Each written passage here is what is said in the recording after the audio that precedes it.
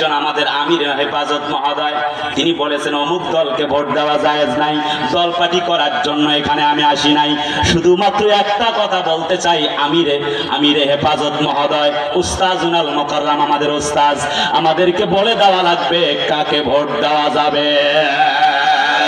যখন ইসলামের বিজয় সন্নিকটে, ভয় নাই, হতাশা নাই, চিন্তিত হবার কোনো কারণ নাই। যদি তোমরা মুমিন হও তোমরাই বিজয় লাভ করবে। অতএব কে হেফাজত, কে জামাত, কে চরমনাই, কে সারসিনাকে ফুরফুরা দেখতে চাই না। ইসলামের জন্য, কোরআনের জন্য, আল্লাহর রাজ কায়েম করবার জন্য আমাদেরকে চেষ্টা করা লাগবে। মজলুম আলেমদের এই বিজয় হবে, আমাদের মামুনুল হকদের এই বিজয় হবে, আমাদের আমির হামজাদের এই বিজয় হবে, আল্লামা শাহ আহমদ শফিদের বিজয় হবে, চরমনার পিসায় আমাদের কলিজার টুকরা প্রাণ বর্তমান যুগে কি চমৎকার হুঙ্কার দিচ্ছেন, তাদের বিজয় হবে। সর্বোপরি আগামী পৃথিবী হবে কোরআনের পৃথিবী, আগামী সূর্য হবে ইসলামের সূর্য, আগামীর বাংলা হবে ইসলামের বাংলা। আল্লাহ পাক বলেন ওয়া কানা হাক্কান আলাইনা নাসরুল মুমিনিন ওয়া মাল হায়াতুদ দুনিয়া ইল্লা মাতাউল গুরুর।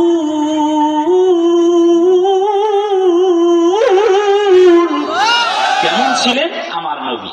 নাম্বার 1 ইজ তিনি ছিলেন সবরকারীদের অন্তর্ভুক্ত।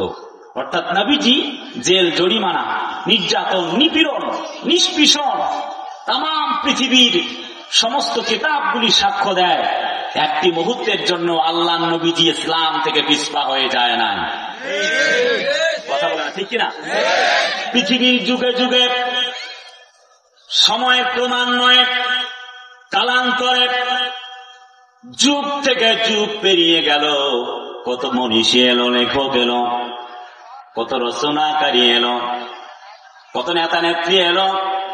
আল্লাহ নবীজির চরিত্র এমন, তিনি এমন মহান এক নেতা ছিলেন যার আদর্শের চেয়ে উচ্চ জায়গায় আর কেউ পৌঁছাতে পারে নাই।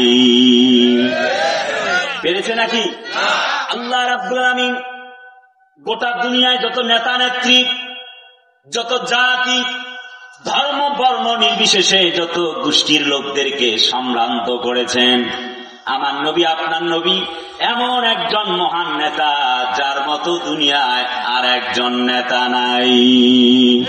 আল্লাহ পাক রব্বুল আলামিন তার সম্পর্কে বলেন ওয়া ইন্নাকা লাআলা খুলুকিন আযীম। নবী আমার, গোটা দুনিয়াবাসীর জন্য তোমাকে আমি আল্লাহ রাব্বুল আলামিন উত্তম চরিত্রের অধিকারী করে বানিয়েছি। কেমন ছিলেন আমার নবী? প্রথমত বলছিলাম তিনি ছিলেন আল্লাহ রাস্তায় সবরকারী। হযরতে বিশ্ব নবীজি আমার বদর, উহুদ, খন্দক, হুদায়বিয়া, হুনাইনের যুদ্ধ সহ অসংখ্য যুদ্ধে নেতৃত্ব দিয়েছেন, যুদ্ধ করেছেন। একটি মুহূর্তের জন্য আল্লাহর দ্বীন ছেড়ে ঘরে ফিরে যায় নাই। কেমন সবরকারী ছিলেন, কেমন সবরকারী হবার দরকার। কোরআন নাজিল হয়েছে মানব জাতির জন্য, কি বা আমাদের জন্য রয়েছে। ইয তাস্তাগীসুনা রাব্বাকুম আন্নী মুমিত্তুকুম বিআলফিম মিনাল মালাইকাতি মুরদিফিন। আল্লাহ বলেন ইস্তাস্তাগীসুনা রাব্বাকুম ফাস্তাজাবা লাকুম আন্নী মুমিত্তুকুম। আল্লাহ পাক বলেন জাতির লোকেরা শোনো, বদরের প্রান্তরে যুদ্ধ শুরু হয়ে গেল। প্রাণের নবীজি, দয়ার নবীজি যুদ্ধে যখন জয়লাভ করবেন, এখনো জয়লাভ করেননি। চতুর্দিক থেকে নিপীড়ন, নির্যাতন চলে, সঙ্গীরা সাথীরা বড় হয়রান হয়ে গেল। আল্লাহ রাব্বুল আমিন প্রথমে 1000, আবার পরে 1000, দেন। তারপরে মোট 3000, সর্বশেষ 5000 ফেরেশতা পাঠায়া দিয়া আল্লাহ রাব্বুল আমিন মুসলমানদেরকে সহযোগিতা করেছিলেন। চতুর্দিক থেকে নিপীড়ন নির্যাতন চলে, সাথীরা চিৎকার মারতে লাগলেন। আল্লাহর বক্তব্য, আম হাসিবতুম আন তাদখুলুল জান্নাত, আল্লাহ বলে তোমরা কি মনে করেছো এমনি জান্নাতে যাবে নাকি? অথচ সঙ্গী সাথীরা চিৎকার করছে, মাতা নাসরুল্লাহ, কখন আসবে আল্লাহর সাহায্য? আয়াত নাজিল হয়ে গেল, আলা ইন্না নাসরাল্লাহি করিব। যখন আসবে আল্লাহর সাহায্য, সেটি খুব দূরে নয়। আল্লাহ পাক বলেন সেটি অতীব নিকটে, খুবই কাছাকাছি। চতুর্দিক থেকে নির্যাতন চলছে, রাসূলুল্লাহ আমার সবর করলেন, বদরের প্রান্তরে যুদ্ধ করলেন, নবীজি আমার জয়লাভ করলেন। শুধু কি তাই নাকি? আল্লাহ রাব্বুল আমিন কোরআন আল কারীমের ভেতরে বলেন, ইন্নাল্লাহা ইউহিব্বুল্লাযীনা ইউকাতিলুনা ফী সাবিলিহি সাফফান কাআন্নাহুম বুনিয়ানুম মারসুস। আল্লাহ রাব্বুল আমিন সেই সকল ব্যক্তিদেরকে বেশি ভালোবাসেন যারা সীসা ঢালা প্রাচীরের ন্যায় আল্লাহর জমিনে দ্বীন কায়েমের পথে অটল থাকে। চতুর্দিক থেকে নির্যাতন নিপীড়ন চলে। হযরত বিশ্ব নবীর সাহাবী হযরত আবু বকর সিদ্দিক রাদিয়াল্লাহু তাআলা আনহুকে মক্কার সেই হেরেম শরীফের সামনে পিটানো শুরু হয়ে গেল। পিটাতে পিটাতে রক্তাক্ত হয়ে তিনি পড়ে রইলেন জমিনে। হযরত আবু বকর রাদিয়াল্লাহু তাআলা আনহু এমন পিটুনি তাকে দেওয়া হলো, তিনি ফুলতে ফুলতে মোটা হয়ে গেলেন। তার শরীরের দৃশ্য চেঞ্জ হয়ে গেল, তাকে চেনা যাচ্ছিল না, পরিস্থিতি এমন হয়ে গেল। হযরত আবু বকর রাদিয়াল্লাহু তাআলা আনহুকে পিটাতে পিটাতে শরীর থেকে রক্ত বের হতেছেন। হযরত নবীজির সাহাবী আবু বকর রাদিয়াল্লাহু তাআলা আনহু একটি মুহূর্তের জন্য আল্লাহর কালাম ছেড়ে ঘরে ফিরে যায় নাই। ঠিক কিনা? আজকে একটু নির্যাতন নিপীড়ন হলে আমরা হয়রান হয়ে যাই, কথা বলে না কেন? অনেকে বিক্রিও হয়ে যায়। কিন্তু আল্লাহ বলে, ওয়ালা তাহিনু ওয়ালা তাহজানু ওয়া আনতুমুল আ'লাউনা ইন কুনতুম মুমিনিন। বান্দা তোমরা হয়রান হয়ো না, হতাশ হয়ে যেও না, বান্দা তোমরা ঘাবড়ে যেও না, একটুকু চিন্তিত হয়ো না। যদি তোমরা মুমিন হও তোমরাই বিজয় লাভ করবে। এই বক্তব্য কার? আরে চিল্লায় বলেন, এই বক্তব্য কার? যত নবীকে নিয়ে, কোরআনকে নিয়ে, আল্লাহকে নিয়ে কটূক্তি করা হোক, সময়ের ক্রমান্বয়ে একদিন অপূর্ব পারের এই জীবন থেকে, এই জমিন থেকে বিদায় হয়ে যাবে, আল্লাহর কোরআন থেকে যাবে। কথা বলে না, ঠিক কিনা? নুপুর শর্মা আর নবীন জেন্দালেরা ভারতের মাটি থেকে নবীকে নিয়ে কটূক্তি করেছিল। এখন তাদের নাম নিশান আমার খুঁজে পাওয়া যাচ্ছে না। আল্লাহর নবীজির নাম কিন্তু ঠিক হয়ে আছে। কয়েকদিন আগে অপূর্ব পাল নামে এক কুলাঙ্গারের বাচ্চা আমার নবীকে নিয়ে কটূক্তি করেছে। আমি সরকার প্রধানকে বলতে চাই, উপদেষ্টার সর্বোচ্চ যিনি চেয়ারে বসে আছেন, প্রধান উপদেষ্টা মহোদয়, আপনাকে বলছি সর্বোচ্চ শাস্তি, ফাঁসি কার্যকর করতে হবে। যেই পা কোরআনে পড়েছে, কোরআনকে পায়ের সাথে লাগিয়েছে, কোরআনকে পায়ের সাথে মিশিয়ে দিতে চেয়েছে, ওই অপূর্ব পালের এই পা আর বাংলার মাটিতে থাকতে পারে না, কবরে ঢুকায় দেওয়া লাগবে। এই পক্ষে কারা কারা যদি হাত তুলে আল্লাহকে দেখো।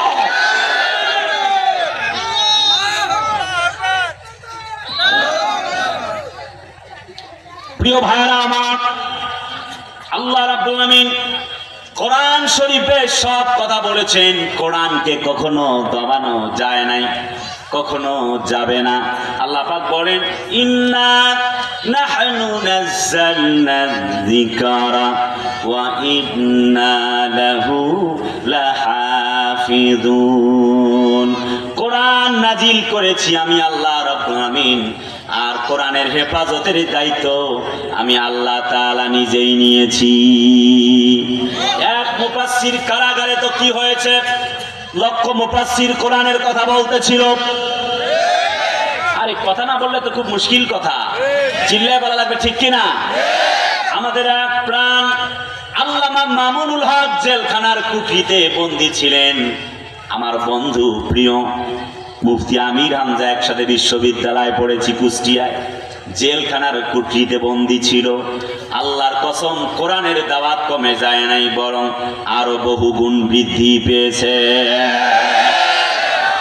এক আল্লামা সাঈদী কোরআনের কথা বলতে পারে নাই, অবশেষে ষড়যন্ত্র করে তার কণ্ঠটা বন্ধ করে দেওয়া হলো। কে দল, কে বিএনপি, কে আওয়ামী লীগ, কে জাতীয় পার্টি, কে জামাত, কে জাসদ বাসদ জানতে চাই না।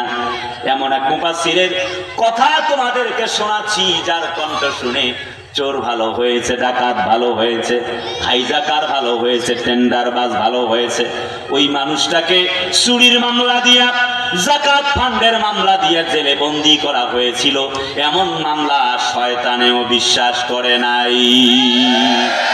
নির্যাতিত নিপীড়িত মজলুম আলেমদের এই বিজয় হবে, আমাদের মামুনুল হকদের এই বিজয় হবে, আমাদের আমির হামজাদের এই বিজয় হবে, আল্লামা শাহ আহমদ শফীদের বিজয় হবে, চরমনার পিসায় আমাদের কলিজার টুকরা প্রাণ বর্তমান যুগে কি চমৎকার হুঙ্কার দিচ্ছেন, তাদের বিজয় হবে। সর্বোপরি আগামী পৃথিবী হবে কোরআনের পৃথিবী, আগামী সূর্য হবে ইসলামের সূর্য, আগামীর বাংলা হবে ইসলামের বাংলা। আল্লাহ পাক বলেন, ওয়া কানা হাক্কান আলাইনা নাসরুল মুমিনিন। আল্লাহ বলেন, তোমরা ভয় পেও না, একটুকু চিন্তা নাই। ওয়া মানে এবং কানা মানে ছিল, আছে, থাকবে। হাক্কান আলাইনা তোমাদের জন্য সত্য, আলাইনা মানে তোমাদের জন্য, হাক্কান মানে হলো সত্য। নাসরুল মুমিনিন, যারা মুমিন হবে আমি আল্লাহ পাক বলছি, আমি আল্লাহর পক্ষ থেকে তোমাদের জন্য, আল্লাহর পক্ষ থেকে বিজয় আসবে। নাসরুম মিনাল্লাহ,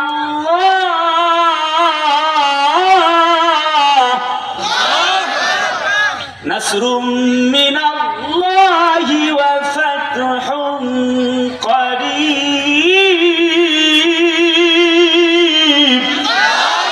ওয়া বাশশিরিল মুমিনিন।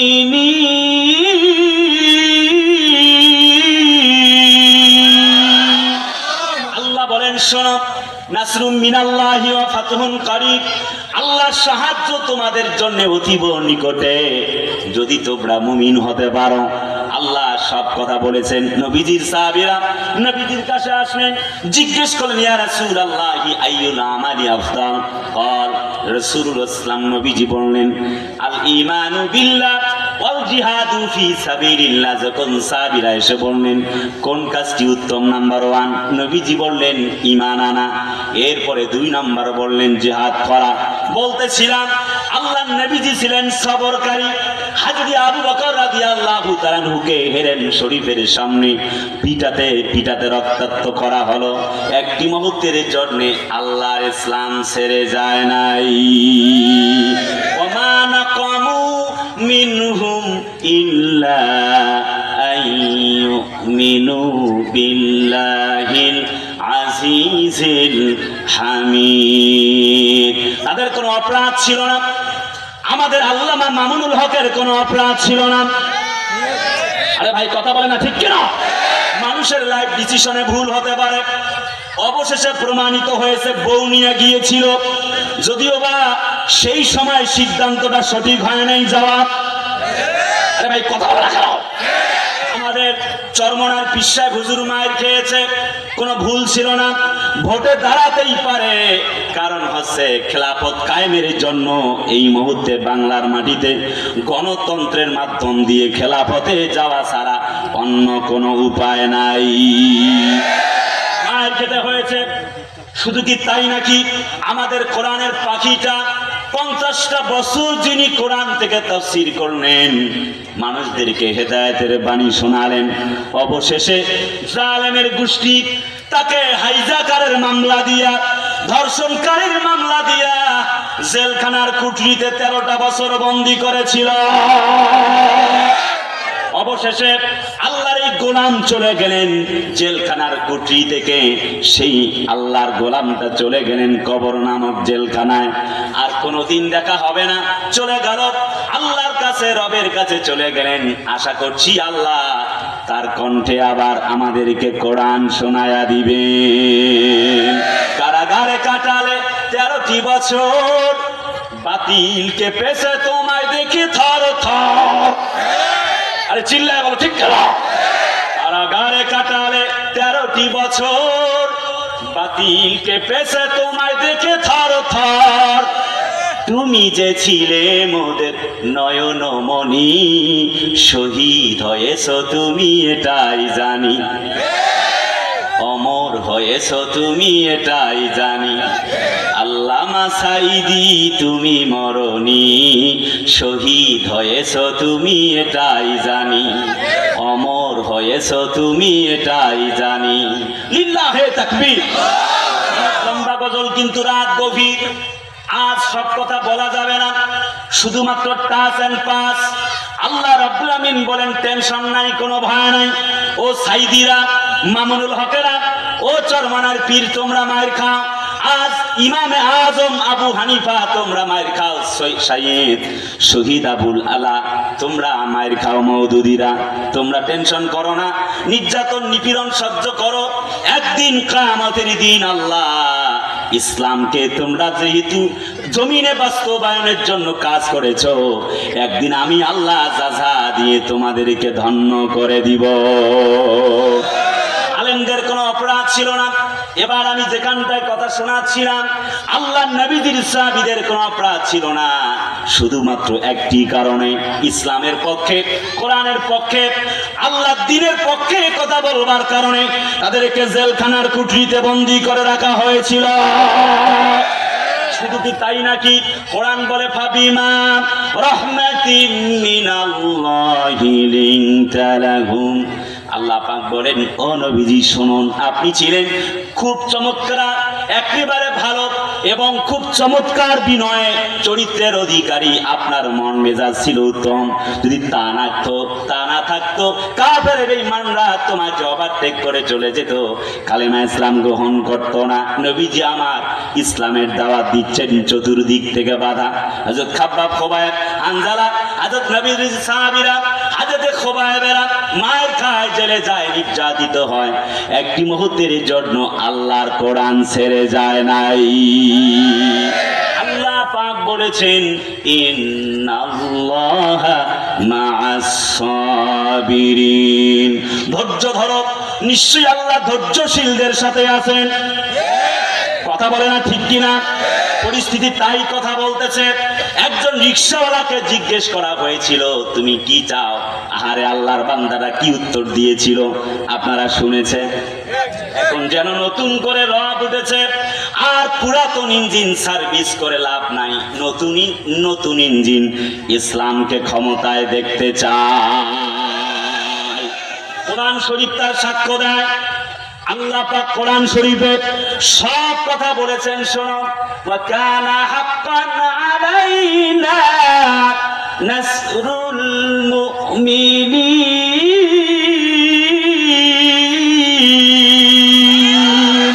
আল্লাহ বলেন, মুমিনদের জন্য আমি আল্লাহ রাব্বুল আমিন তোমাদের জন্য সহযোগিতাকে তোমাদের জন্য রিজার্ভ করে রেখেছি। যেমনি ভাবে সাহাবীদেরকে আল্লাহ রাব্বুল আমিন সহযোগিতা করেছেন। বলতেছিলাম, বদরের প্রান্তরে 5000 সৈন্য দিয়ে আল্লাহ রাব্বুল আমিন মুসলমানদেরকে সহযোগিতা করেছিলেন। হযরত জুবাইর ইবনে আওয়াম রাদিয়াল্লাহু তাআলা আনহু নবীজির একজন সাহাবী, তিনি যখন কালেমা পড়েছেন, মুসলমান হয়ে গেছেন, আল্লাহ নবীজির সাহাবীকে ধরে, তিনি ছিলেন চাদর গায়ে দেওয়া, শীতের দিন তাকে ধরে তার নাকটাকে পেঁচিয়ে দেওয়া হলো, পুরা শরীরটাকে এমনি করে চাদর দিয়ে পেঁচিয়ে দিয়ে হযরত জুবাইর ইবনে আওয়াম রাদিয়াল্লাহু তাআলা আনহুর নিঃশ্বাস পর্যন্ত বন্ধ করে দেবার চেষ্টা করা হলো। আল্লাহ নবীজির সাহাবী একটি মুহূর্তের জন্য আল্লাহকে ভুলল না। আল্লাহর দিকে, আরবের দিকে আঙ্গুল উঁচু করে কোন রকমে বলতে লাগলেন আল্লাহু আহাদ, সুবহানাল্লাহ বলেন। দিক থেকে তারা পেটনি দেওয়া হচ্ছে। সাদা চাদর ছিল গায়ে, চাদরটা রক্তাক্ত হয়ে গেল মাইরের আঘাতে হযরত জুবাইর ইবনুল আওয়াম। তারপরও যেন চাদরের ভেতর থেকে আঙ্গুলটা কোন রকমে উঁচু করার চেষ্টা করে বলছে, আহাদ ও মাই ডিয়ার লর্ড, তুমি আমারে ক্ষমা করে দাও। যেইভাবে তোমাকে ভালোবাসবার দরকার তোমাকে তো আমি ভালোবাসতে পারি নাই। তাফসীরে ইবনে কাসিরের মধ্যে পাওয়া যায়, আল্লাহুম্মা ইন্নী আসআলুকা শাহাদাতান ফি সাবিলিক। হাদিসটি সহিহ, রাসূলুল্লাহ বর্ণনা করেছেন। হযরত জুবাইর ইবনুল আওয়াম বলেন, ও রব্বুল আমিন, আমি তো কিছুক্ষণের মধ্যে তোমার কাছেই চলে যাব, মারা যাব। তোমার কাছে প্রার্থনা করছি গো আল্লাহ, মেহেরবানি করে আমাকে তুমি শহীদি মরণ দিয়া দাও। সুবহানাল্লাহ বলতে হয় না? কলিজার ভাইরা আমার, চতুর্দিক থেকে নির্যাতন, একটি মুহূর্তের জন্য আল্লাহকে ভুলে যায় নাই। জান্নাত পাওয়ার সহজ পথে তো শহীদি মরণ, জান্নাত পাওয়ার সহজ পথে তো শহীদি মরণ। শহীদ হলে খোদা রাহে, শহীদ হলে খোদা রাহে, তবে জান্নাত পাবে তুমি। মায়া ঘেরা রঙিন এ পৃথিবী নয় তো সুখের খনি। মায়া ঘেরা রঙিন এ পৃথিবী নয় তো সুখের খনি। লিল্লাহে তাকবীর। লম্বা সময় কম, কলিজার ভাইরা আমার, হযরত বিশ্ব নবীজি এমনি করে ইসলামের দাওয়াত দিচ্ছেন। তিনি যখন দাওয়াত দিচ্ছেন, চতুর্দিক থেকে হামলা মামলা নির্যাতন শুরু হয়ে গেল। শুধু কি তাই নাকি, নবীজি সহ মোট 53 জন সঙ্গী সাথীরা জেলখানার কুঠরিতে বন্দী হয়ে রয়। আজ চোর ডাকাতেরা দেশ চালায়। আরে কথা বলে না, ঠিক না? হযরত আবু বকরের মতো মানুষ, হযরত ওসমানের মতো মানুষ, হযরত বিশ্ব নবীজির মতো মানুষ জেলখানায় আজ চোর আর ডাকাতেরা দেশ চালায়। আল্লাহ বলে না, আল্লাযীনা ইম্মাক্কান্নাহুম ফিল আরদি আকামুস সালাতা ওয়া আতাউজ যাকাতা ওয়া আমারু বিল মা'রুফি ওয়া নাহাউ আনিল মুনকার ওয়ালিল্লাহি আকিবাতুল উমুর। জোরে বলি আল্লাহু আকবার। ইসলামের ক্ষমতা আসবে, এর দলিল হলো সূরা হজের 41 নম্বর আয়াত। বলেছেন আল্লাহ, আমি বলি নাই। কথা বলা লাগবে, ঠিক কিনা? সেই দিকে আজ আমি আর যেতে চাইব না। অনেক গভীর রাতে আপনারা তুলে দিয়েছেন, সব কথা প্রাণ খুলে বলা যাবে না। কলিজার টুকরা ভাইয়ারা আমার, আল্লাহ নবীজি দাওয়াত দিচ্ছেন, চতুর্দিক থেকে নির্যাতন। জিবরিল আমিন চলে এলেন, ইয়া রাসূলুল্লাহ, ঘর থেকে বের হওয়া লাগবে। কোন দিক থেকে যাব? চতুর্দিক থেকে কাফেররা ঘেরাও করেছেন। নবীজি সাতিল উজুদম করলেন, সূরাতুল ইয়াসিন তেলাওয়াত করলেন, এমনি করে বালুকণাগুলি ছুঁড়ে মারলেন। আল্লাহ পাক বলেন, ওমা রামাইতা ইয রামাইতা ওয়ালাকিন্নাল্লাহ রামা। হাবিব, চতুর্দিক থেকে নির্যাতন নিপীড়ন কাফেররা ঘেরাও করেছেন। আপনি বালিকণাগুলি শুধুমাত্র ছুঁড়ে ফেলে দিয়েছেন। প্রত্যেকটি কাফেরের চোখে চোখে পৌঁছায় দেওয়ার দায়িত্ব আমি আল্লাহ নিজেই নিয়েছিলাম। কলিজার টুকরা ভাইরা আমার, গভীর রাত, শুধু মূল কথাগুলা বলতে চাচ্ছিলাম। আল্লাহ নবীজি কোরআনের দাওয়াত দিচ্ছেন, যখন চতুর্দিক থেকে বাধা প্রাপ্ত হলেন, তখন নবীজি আর দেরি করলেন না। চতুর্দিক থেকে যখন দেখছেন এভাবে করে নিপীড়নের নিষ্কিমূলাপ শুরু হচ্ছে, নবীজি আমার সামনের দিকে পা বাড়াচ্ছেন। নবীজি আমার দাওয়াত দিচ্ছেন ইসলামের, দ্বীনের। আল্লাহ পাক বলেন, নবীজি কোনো ভয় নাই, কোনো হতাশা নয়, কোনো টেনশন নয়। আল্লাহ তাখাফু ওয়ালা তাহজানু ওয়া আবশিরু বিল জান্নাতিল্লাতী কুনতুম তুআদুন। আরেকটু দেখি আল্লাহু আকবার। আল্লাহ পাক আল্লাহ তাখাফু ওয়া লা তাহজানু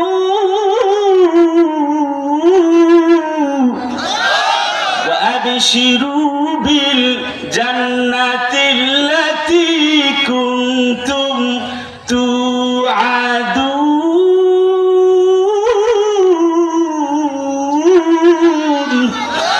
আরেকটু জোরে কান দেখি আল্লাহু আকবার।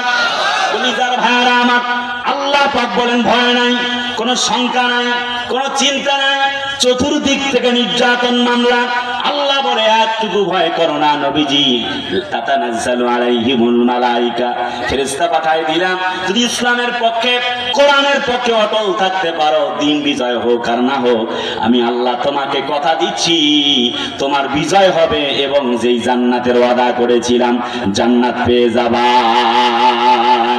হযরত আম্মার ইবনে ইয়াসার এমন কথা যখন শুনলেন, নবীজি আমার লাকাদ কানা লাকুম ফি রাসূলিল্লাহি উসওয়াতুন হাসানা, নবীজি আয়াতটি তিনি বললেন, শোনো জাতির লোকেরা, ধৈর্য এবং সাহস নিয়ে আমি নবীজি যেমনি করে ইসলামের কাজ বাস্তবায়ন করে চলেছি, তোমরাও যদি এমনি করে কাজ করতে থাকো, আমি আল্লাহর নবীজি তোমাদেরকে কথা দিচ্ছি আল্লাহ তোমাদেরকে জান্নাতের মালিক বানায়া দিবেন।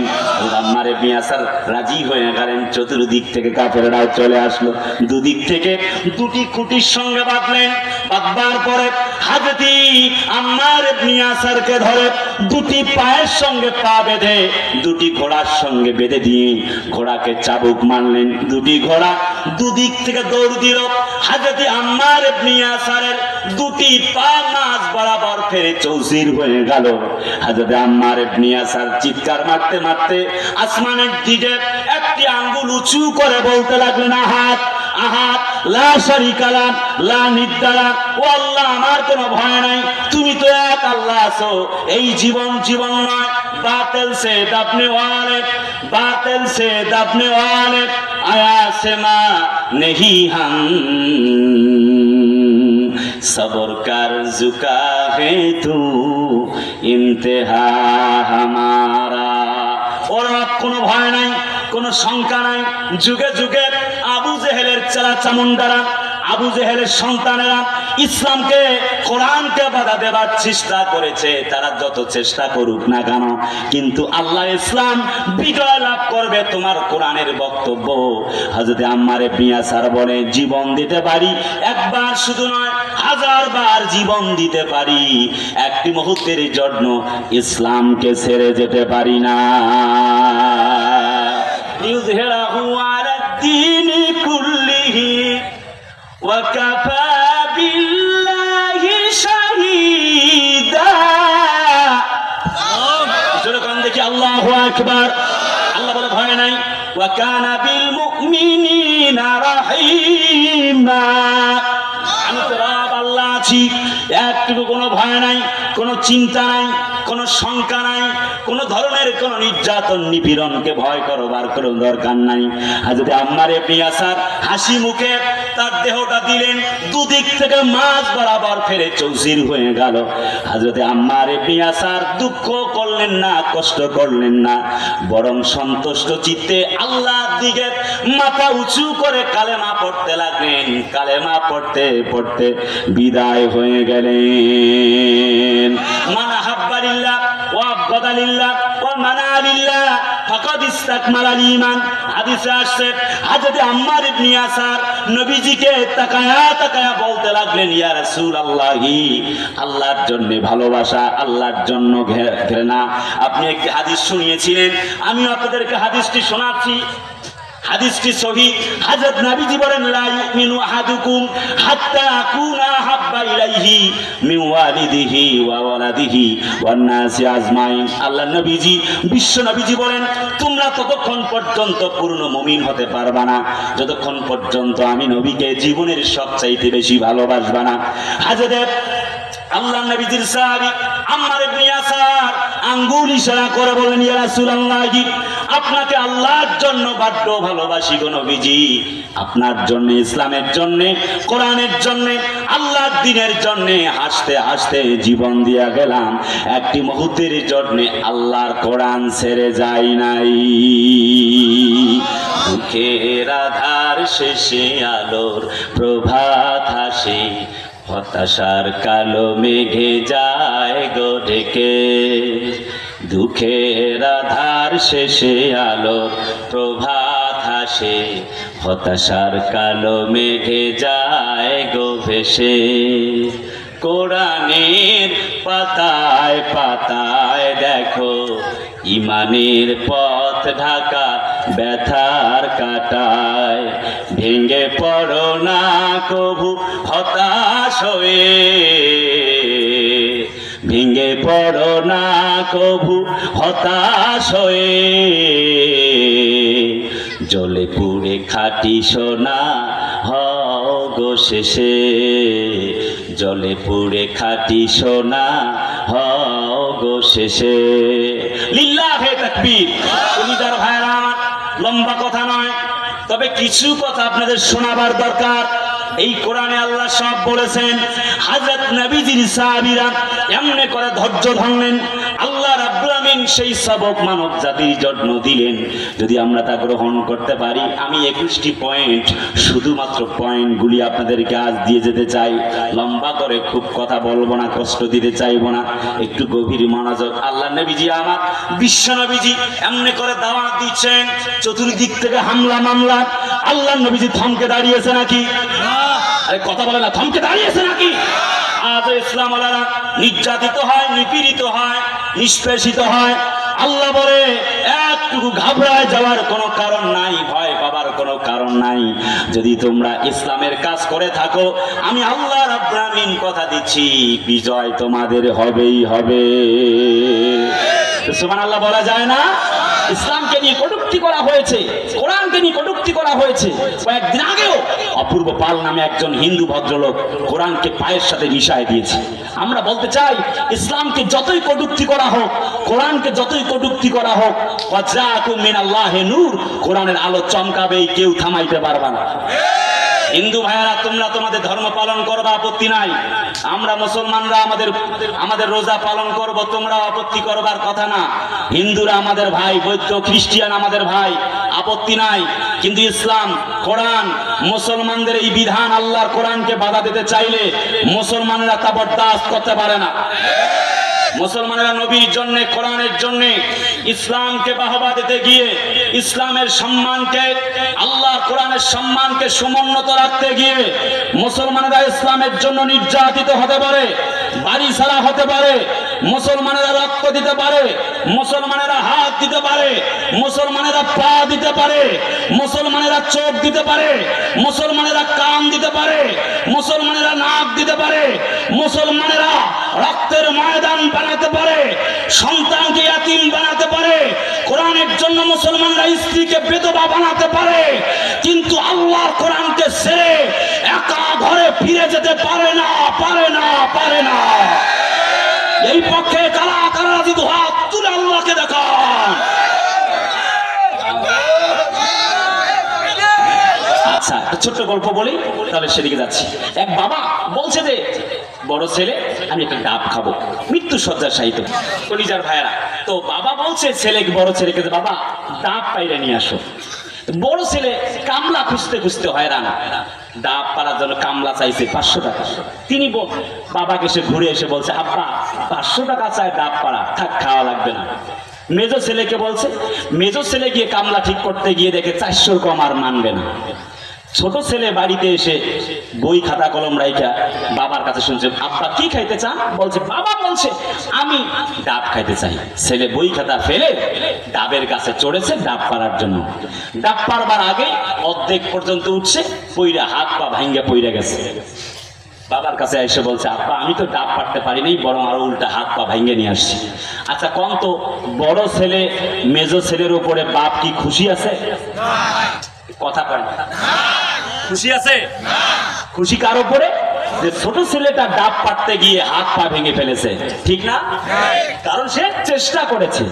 আমরাও ঠিক তেমনই আল্লাহ বলবে দেখো তোমাকে আমি রাজত্ব দিয়েছিলাম, তুমি একটু আমার দিন কায়েমের চেষ্টা করেছিলে কিনা, আমার কোরআন প্রতিষ্ঠা মাদ্রাসার কাজে আঞ্জাম দেওয়ার চেষ্টা করেছিলা কিনা, আমি একটু তোমাকে দেখে নিতে চাই। কথা বলে না। নির্যাতন চালাবার পরেও আল্লাহ নবীজি একটি মুহূর্তের জন্য কোরআন ছেড়ে ঘরে যায় নাই। আল্লাহ পাক বলেন ওয়ামা নাকামু মিনহুম ইল্লা আইয়ুমিনু বিল্লাহিল আজিজিল হামিদ। কোন অপরাধ ছিল না সাহাবীদের জীবনে, সংগ্রামে আল্লাহ রাস্তায় জীবন কোরবানের জন্য সাঈদ ইবনে যায়েদ রাদিয়াল্লাহু তাআলা আনহু চরমভাবে অত্যাচারে, জুলুমে, নিপীড়নে যখন নির্যাতনের শিকার হয়ে গেলেন, নবীজিকে চিৎকার মেরে মেরে বলছেন ইয়া রাসূলুল্লাহ কখন আসবে আল্লাহর সাহায্য। হযরত নবীজি ইশারা করে আল্লাহর দিকে তাকিয়ে বলেছেন শোনো, একটু ভয় করবার কোনো কারণ নাই, আল্লাহর উপরে আস্থা রাখো, তিনি মুসলমানদের বিজয় দিয়া দিবেন। 610 খ্রিস্টাব্দে কোরআন নাজিল, 630 খ্রিস্টাব্দে মুসলমানদের বিজয় হয়েছে। আমরা দেখেছিলাম গতকাল ইসলামের এত নির্যাতন নিপীড়নের মাঝেও চরমনার পীর সাহেব হুজুর সহ আরো কয়েকটি সমমনা ইসলামী দল সহ সকলেই যেন দাঁড়িয়ে গেছে এক কাতারে, আল্লামা মামুনুল হক সাহেব সহ। কথা বলে না কেন? জোরে বলতে হবে ঠিক কিনা? আমার কেমন যেন মনে হচ্ছে সমস্ত ইসলামী দলগুলি যদি এক হয়ে যায়, আল্লাহর কসম ইসলামকে ঠেকাবে এমন কোন শক্তি নাই। আমি দল আর মত বুঝি না। যখন মসজিদে আমরা প্রবেশ করে গেলাম, আওয়ামী লীগের ভাইয়েরা বলে না বেটা তুমি বিএনপি করো, বের হয়ে যাও। কথা বলে না? বিএনপির ভাইয়েরা বলে না বেটা তুমি এতদিন আওয়ামী লীগ করছিলা, মসজিদ থেকে বের হও। আরে কথা বলে না কেন?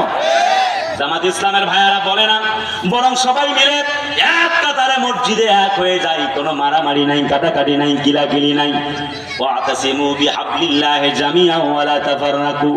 আমরা দেখতে পাচ্ছি ঠিক তেমনি নতুন আভাস পাওয়া যায়, ইসলাম ওয়ালারা এক হয়ে গেছে। আল্লাহর জমিনে আল্লাহর দ্বীন কায়েম হবে, কেউ ঠেকাতে পারবে না। কলিজার টুকরা ভাইয়ারা আমার, হযরত সাঈদ ইবনে যায়েদ রাদিয়াল্লাহু তাআলা আনহু নবীজির দিকে তাকায় আছেন, বলেন ইয়া রাসূলুল্লাহ আপনার যদি আদর্শ মানিতে হবে কি হবে? হযরত নবীজি বলেন আমার আদর্শ মেনে যদি তোমরা ধৈর্য ধারণ করতে পারো ন্যায় এবং ইনসাফের পথে, আমি নবীজি কথা দিলাম আল্লাহর জান্নাত তোমাদের জন্য ওয়াজিব হয়ে যাবে। হযরত আলী রাদিয়াল্লাহু তাআলা আনহু এলেন, ইয়া রাসূলুল্লাহ আমাকে বলা হয় আসাদুল্লাহিল গালিব, আমি তো যুদ্ধ নেতা, আমাকে আল্লাহর তরবারি বলা হয়, আমি কি করতে পারি আপনি আমারে বলুন। হযরত নবীজি বলেন আল্লাহর জন্য তরবারি তুমি ঘুরায় দাও, জমিনে আর তোমাকে কেউ ঠেকাতে পারবে না। হযরত আলী রাদিয়াল্লাহু তাআলা আনহু নবীজির কথা আশ্বস্ত পেয়ে আর দেরি করলেন না, সামনের দিকে পা বাড়ালেন, যুদ্ধের ময়দানে তরবারি চালালেন। চতুর্দিক থেকে খবর এলো কয়েকজন কাফেরকে হযরত আলী রাদিয়াল্লাহু তাআলা আনহু হত্যা করে তিনি স্বাধীনভাবে ফিরে এসেছেন। হযরত নবীজি বলতে লাগলেন আলী রে, বুঝতে পেরেছি আর কোনো ভয় করবার কারণ নাই, আল্লাহ রাব্বুল আমিন ইসলাম বিজয়ের জন্য একজন আলী দান করেছেন। হযরত আলী পরবর্তী যুদ্ধের জন্য প্রস্তুতি গ্রহণ করো গো। হযরত আলী রাদিয়াল্লাহু তাআলা আনহুম আজমাইন সাহাবীদেরকে নিয়ে প্রশিক্ষণ দিচ্ছেন তরবারির। হযরত আলী রাদিয়াল্লাহু তাআলা আনহু যুদ্ধের ময়দানে যুদ্ধ করতে করতে আবার তিনি কয়েকজন কাফেরকে বিদায় করে দিলেন। হযরত নবীজি আমার আল্লাহর সাহাবী, নবীর সাহাবী হযরত আলী রাদিয়াল্লাহু তাআলা আনহুকে তিনি কাছে টেনে নিলেন, বললেন শোনো আলী, ইসলামের জন্য আল্লাহ তোমাকে বাঁচিয়ে রাখুক। হযরত আলী বলেন ইয়া রাসূলুল্লাহ আমি সবরকারী হিসেবে আপনার সঙ্গে সঙ্গী হয়েছি, আল্লাহর জন্য জীবন দিতে পারি, বিনিময় হিসাবে আমাকে কি দেওয়া হবে?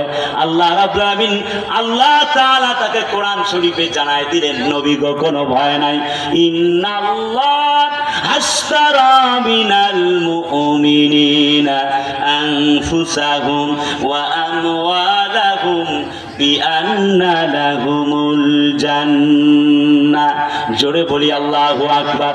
যদি তুমি ইসলামের জন্য, কোরআনের জন্য মারতে পারো এবং যদি নিজেও মারা যেতে পারো, আল্লাহ রাব্বুল আমিন তোমাকে জান্নাতের মালিক বানায়া দিবেন। হযরত আলী বলেন, ইয়া রাসূলুল্লাহ, আমি শাহাদাতের মৃত্যু কামনা করি। হযরত আলী সম্পর্কে কথা বলতেছিলাম। একদা তিনি চলে গেলেন, আল্লাহর নবীজির সাহাবী হযরত আলী রাদিয়াল্লাহু তাআলা আনহু ইরাকের দিকে তার সফর ছিল। ইরাকে চলে গেলেন, সঙ্গে কোনো সেনাবাহিনী নাই, পুলিশ নাই, র্যাব নাই, বিডিআর নাই, কিচ্ছু নাই। তিনি চলে গেলেন ইরাকের মাটিতে। একটি পর্যায়ে ইরাকের মাটিতে যাবার পরে যখন তার ইরাকের গভর্নরের সঙ্গে দেখা হয়ে গেল, ইরাকের গভর্নর বলতে লাগলেন, তুমি কে? বলল, আনা আলীউন, আমি হলাম আল্লাহর নবীর সাহাবী হযরত আলী। মিশরের গভর্নর আশ্চর্যিত হয়ে, ইরাকের গভর্নর আশ্চর্যিত হয়ে গেল। বলছে, কিছুদিন আগে মিশরের গভর্নর এসেছিল। ও আলী গো, আপনাকে পেয়ে বড্ড খুশি হয়ে গেলাম। নবীজি ওফাত করে হবার পরে আমরা এমনটি আশা করেছিলাম ইরাকের মাটিতে নেতৃত্ব দেবে এমন নবীজির সাহাবীরা একটুকু দেরি করতে চায় না। আপনি কি বলতে চান বলেন? দুপুরের সময় হয়ে গেল। হযরত আলী বলেন, তোমার সঙ্গে লম্বা কোনো কথা বলবো না, তবে আগে দুপুরের খাবারটা গ্রহণ করে তারপরে তোমার সঙ্গে আমি কথা বলতে চাই। দুপুরের খাবারের জন্য যখন সময় হয়ে গেল, হযরত আলী বললেন, আল্লাহর নবীজির সাহাবী, শোনো গো, তোমার সঙ্গে খাবার খাওয়ার জন্য কি কোনো পারমিশন নেবার দরকার আছে নাকি? ইরাকের গভর্নর মাথা উঁচু করে বললেন, না ওয়াল্লাহি, না, কখনো নয়। কেন আমাকে আপনার অনুমতি প্রদান করা লাগবে? বলে, ঠিক আছে, তাহলে তোমার কি আয়োজন আছে বলো। ইরাকের গভর্নর বলছেন, শোনো গো আলী, আপনার জন্য যাই ইচ্ছা, ইরাক হলো অনেক ধনী রাষ্ট্র, কি চান আপনি তাই ব্যবস্থা করা হবে। হযরত আলী বলেন, কোনো আয়োজনের প্রয়োজন নাই, বরং আপনি রাজি থাকলে পরে আমার পকেটে যা খাবার আছে তা গ্রহণ করা যেতে পারে, তা আপনি খাবার হিসেবে গ্রহণ করতে পারেন। ইরাকের গভর্নর হযরত আলীর সঙ্গে বসে গেল। হযরত নবীজি আমার কোরআনে কারীমের কিভাবে অনুসরণ করেছিলেন, হযরত আলী রাদিয়াল্লাহু তাআলা আনহু তার খাবার থেকে, থলে থেকে খাবার বের করলেন 6টা শুকনা রুটি, আর বের করলেন 12টি খেজুর। খেতে লাগলেন, খাদেমকে দিলেন 2 রুটি, তিনি নিলেন 2 রুটি, আর ইরাকের গভর্নরকে দিলেন 2 রুটি, আর এমনি করে 3 4 12টা, কলিজা আপন জনেরা আমার, 12টা খেজুর ভাগ বাটোয়ারা করে নিলেন। তিনি নিজে ভিজালেন, আবার একসঙ্গে করে খেলেন। আল্লাহর নবীজির সাহাবী এমন খাবার খাচ্ছেন, আর ইরাকের গভর্নর মুখের দিকে তাকায়া বলছে, ওগো আল্লাহর বান্দা নবীর সাহাবী আলী, আপনি যদি আমারে আগে থেকে বলতেন আমি অনেক উন্নত খাবারের ব্যবস্থা করতাম। হযরত বিশ্ব নবীর সাহাবী হযরত আলী একটা আয়াত শোনায় দিলেন, লাকাদ কানা লাকুম ফি রাসূলিল্লাহি উসওয়াতুন হাসানা, হাসানাতুল লিমান يرجو الله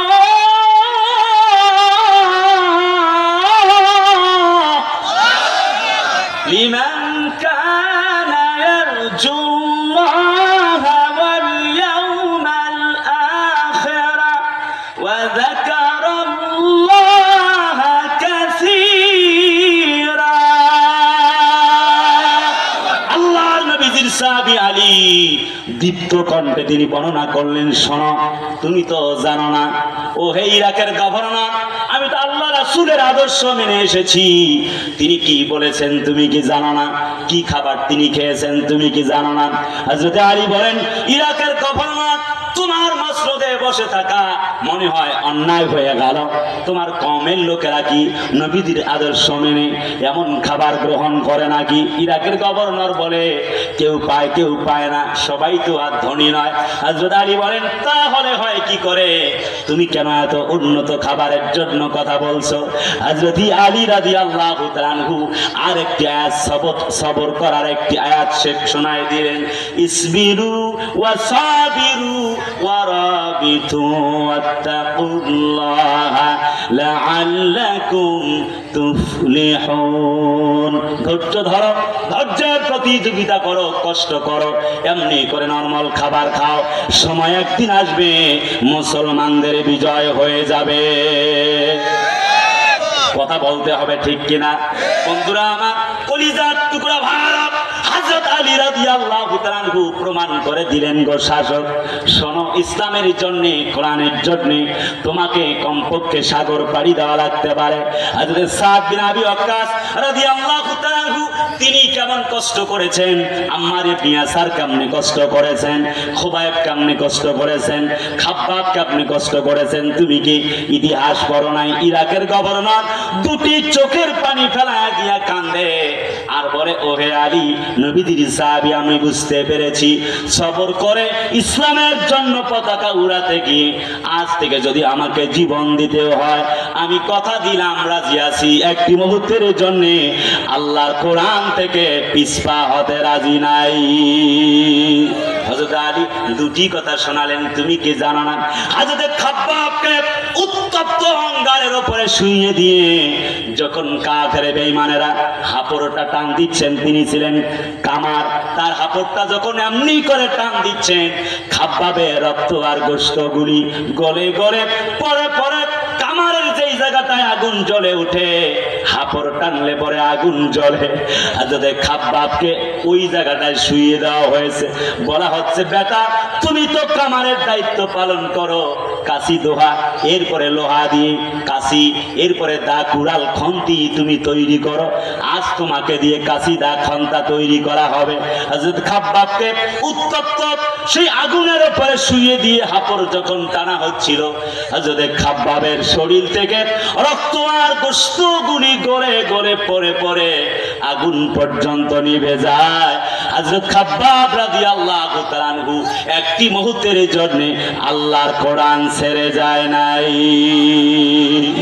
কলিজার টুকরা ভাইয়ারা আমার, শুধু কি তাই নাকি? সবর কাহাকে বলে? এক নম্বর পয়েন্টে কথা চলছে, কিন্তু লম্বা করে আর বলবার সুযোগ নাই, অনেক লম্বা কথা হয়ে যাচ্ছে। আর একটি কথা শোনায় দুই নম্বর পয়েন্টে যেতে চাই। কলিজার টুকরা ভাইয়ারা আমার, নবীজির সাহাবী সবাই আপনারা হযরত তালহার কথা শুনেছেন, খুব সংক্ষেপ করে কথা শেষ করে দিব, আর একটু গভীর মানা যাক। হযরত খাব্বাব রাদিয়াল্লাহু তাআলা আনহুর এই দৃশ্য যেন গোটা পৃথিবীকে আজও দুমড়ে মুচড়ে দেয়। হযরত তালহা রাদিয়াল্লাহু তাআলা আনহু উহুদের প্রান্তরে তিনি যখন রাসূলুল্লাহর মুখ থেকে শুনলেন, লাকাদ কানা লাকুম ফি রাসূলিল্লাহি উসওয়াতুন হাসানা, কি আছো গো আমার আদর্শ মানার জন্য তোমরা জীবন দিবে। হযরত তালহা রাদিয়াল্লাহু তাআলা আনহু যুদ্ধের ময়দানে চলে গেলেন, কাফের বেঈমানরা তীর নিক্ষেপ করতে লাগলেন। হযরত তালহা বলেন, আমি তো নবীর আদর্শ বাস্তবায়ন করতে চাই। তিনি ডানে তাকালেন, কাফেরদেরকে তীর নিক্ষেপ করতে দেখা যায়। হযরত তালহা রাদিয়াল্লাহু তাআলা আনহু ডাইনে দাঁড়ায় গেলেন, তীর আসতেছে একটা একটা করে, নবীজিকে তিনি জড়ায় ধরলেন। হযরত তালহা ছিলেন অত্যন্ত মোটা মানুষ, নবীজিকে তিনি আগলে রাখলেন। আস্তে আস্তে করে এক একটা করে 70টার বেশি তীর নিক্ষিপ্ত হয়ে গেলেন, প্রায় 80টা তীর, একটা একটা করে 80টা তীর হযরতে তালহা রাদিয়াল্লাহু তাআলা আনহু খেয়েছেন। হযরতে আল্লাহর নবীজির সাহাবী আল্লাহর নবীজির আদর্শ থেকে পিছপা হয়ে যায় নাই। হযরত তালহা বলেন, ইয়া রাসূলুল্লাহি, আমার জীবন যতক্ষণ পর্যন্ত থেমে যায় নাই, একটি দুটি 70টি নয়, ইয়া রাসূলুল্লাহি, 1000টা তীর খেতে পারি, একটি মুহূর্তের জন্য নবীর আদর্শ থেকে পিছপা হয়ে ঘরে ফিরে যেতে পারি না। লাকাদ কানা লাকুম ফি রাসূলিল্লাহি উসওয়াতুন হাসানা। জোরে বলুন না আল্লাহু আকবার। কলিজার টুকরা ভাইয়ারা আমার, কথা অনেক লম্বা, সেই দিকে যাওয়া যাবে না। কয়েকদিন আগে আমি চলে গিয়েছিলাম মদিনার মাটিতে, মক্কাতুল মুকাররমায়। যখন চলে গেলাম মদিনার মাটিতে, সালাম দিতেছি রাসূলুল্লাহকে, মনে হচ্ছে যেন জিয়ারত করে এত মজা পাচ্ছি, যেন নবীজি সালামের জবাব দিতেছে। আমি হব মদিনার সারা বেলা ঝাড়ুদার, রওজার কিনারে কেটে যাবে দিন আমার। আমি হব মদিনার সারা বেলা ঝাড়ুদার, রওজার কিনারে কেটে যাবে দিন আমার। আমারে স্বপ্ন যদি হয় গো পূরণ, ধন্য হবে মোর জীবন মরণ। আমি হব মদিনার সারা বেলা ঝাড়ুদার, রওজার কিনারে কেটে যাবে দিন আমার। লিল্লাহে তাকবীর, আরেকটু জোরে লিল্লাহে তাকবীর। আমার প্রিয় ভাইগণ, তার মানে ব্যাপার হলো আল্লাহ নবীজি ধৈর্যের শিক্ষা দিলেন, যারা ধৈর্য ধরবে।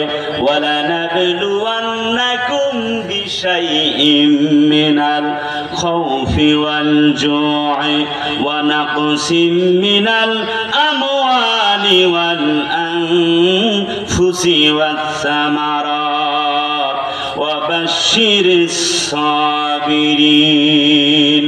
জোরে বলুন আল্লাহু আকবার। আর একটু জোরে বলুন আল্লাহু আকবার। আল্লাহ বলেন তোমাদের সবরের পরীক্ষা নেওয়া হবে জানমাল দিয়ে, সন্তানাদি দিয়ে, ফসল দিয়ে। সেই দিকে আর লম্বা করে যাব না। তার মানে হলো 1 নম্বর পয়েন্টে আমরা 17টি বছর থেকে অপেক্ষা করতেছিলাম, আল্লাহ কই তোমার সাহায্য আসে। লম্বা কথা নয়, সংক্ষিপ্ত কথা। কেন সবরের কথা বললাম? 17 বছর পরে আল্লাহ বিজয় দিছে না দেয় নাই? কথা বলেন আরে ভাই। কে আওয়ামী লীগ, বিএনপি, জামাত, জাসদ তাসদ আমি জানতে চাই না, শুধু জিজ্ঞেস করতে চাই। চতুর্দিকে যখন মাহফিলে যায় লোকেরা জিজ্ঞেস করে হুজুর আপনাদের বন্ধু মুফতি আমির হামজা সাহেব জেলে, মামুনুল হক সাহেব জেলে, সাইদি সাহেব জেলে, চরমনার পিসা হুজুরকে চেয়ার দিয়া মারে। কথা বলে না। কখন আসবে আল্লাহ সাহায্য? আর কবে? মরার পরে। কথা কয় না কেন? আমি একটি কথা বলেছিলাম, আল্লাহ পাক যেই কথাটা শিখিয়েছেন, আলা ইন্না নাসরাল্লাহি করিব। আল্লাহ বলেছেন আল্লাহর সাহায্য হচ্ছে অতীব নিকটে। অবশেষে 17 বছর পরে আল্লাহ রাব্বুল আলামিন কি চিত্র ঘটিয়ে দিয়েছেন। খাবার রান্না করা, খাওয়া পর্যন্ত, মাছ গোস্ত পর্যন্ত খাবার সুযোগ হয় নাই। আর আমার ওই দিকে আমি যাব না। হাসিনা পালাইছে এই কথা শুনতে শুনতে আপনারা হয়রান। আমি সেটা বলতে যাব না, এটা আপনারা জানেন। ভাই কথা বলে না। তবে বাস্তবতা এতটুকু বলতে চাই, যদি কেউ জালেমগিরি করে আল্লাহ বলে আমি আল্লাহ তাদেরকে ছাড় দেই কিন্তু ছেড়ে দেই না। ইসলাম ছাড়া যে রাজনীতি, ইসলাম ছাড়া যে অর্থনীতি, ইসলাম ছাড়া যে ব্যবসা নীতি, প্রচেষ্টা নীতি, ইসলাম ছাড়া যে মতবাদ, ইসলাম ছাড়া যে ধর্ম, ইসলাম ছাড়া যে কূটনীতি, ইসলাম ছাড়া যে রাজনীতি, ইসলাম ছাড়া যে রাষ্ট্রনীতি, ইসলাম ছাড়া যত নীতি, যত আদালত, যত প্রাণপণ, যত কাজ কারবার, যত কৌশল, একটাও আল্লাহর দরবারে কবুল হবে না। কলিজার টুকরা ভাইয়ারা আমার, অন্তত সেই জন্য বলি মন্দের ভালো হিসাবেও যেই মানুষটাকে অন্তত পক্ষে সমর্থন দিলে আপনার একটা টিপের কারণে আপনাকে জাহান্নামী হওয়া লাগবে না। দীর্ঘ 17টি বছর নির্যাতন নিপীড়ন সহ্য করে অবশেষে ইসলামের ছায়াতলে আপনারা এসেছেন। এখন আর কোরআনের মাহফিলে অনুমতি নেবার কোনো প্রয়োজন নাই।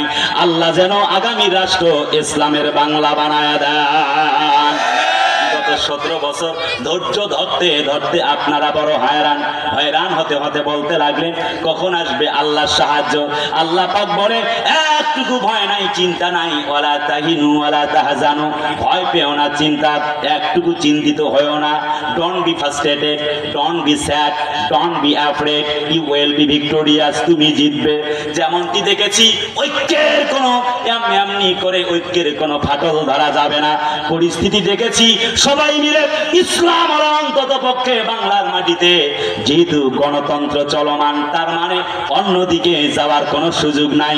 সেই জন্য করে অন্তত পক্ষে ইসলামের পক্ষে থাকা লাগবে। একজন আমাদের আমির হেফাজত মহোদয় তিনি বলেছেন অমুক দলকে ভোট দেওয়া জায়েজ নাই, দল পার্টি করার জন্য এখানে আমি আসি নাই, শুধুমাত্র একটা কথা বলতে চাই, আমিরে হেফাজত মহোদয় উস্তাজুনাল মুকাররম আমাদের উস্তাজ, আমাদেরকে বলে দেওয়া লাগবে কাকে ভোট দেওয়া যাবে।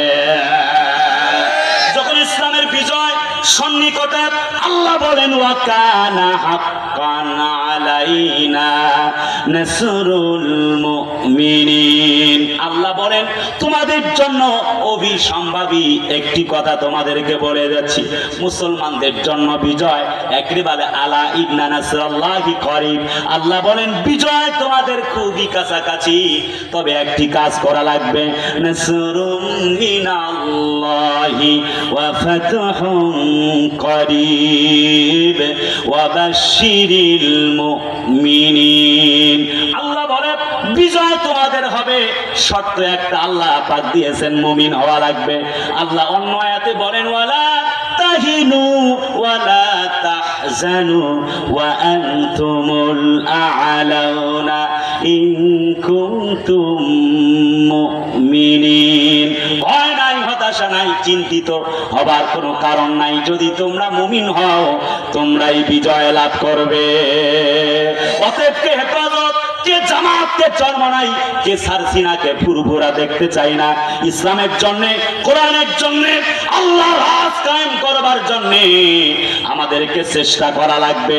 পা ভেঙে যাবে, নারকেল গাছ চড়তে গিয়ে যেমন একটি উদাহরণ দিয়েছিলাম, ছোট্ট ছেলেটি পা ভেঙেছে, যেমনি করে বাবা খুশি হয়েছে, কিন্তু আমাদের কাজ হলো ইসলাম বাস্তবায়নের জন্য চেষ্টা চালানো, এতে করে আমাদের হাত যেতে পারে, পা যেতে পারে, আমরা জেল খাটতে পারি, ইসলাম কায়েম হোক অথবা না হোক, আল্লাহর বক্তব্য অনুযায়ী আমরা চেষ্টা করতে গিয়ে ইসলামকে, দ্বীনকে কায়েম করতে গিয়ে চেষ্টা করেছি।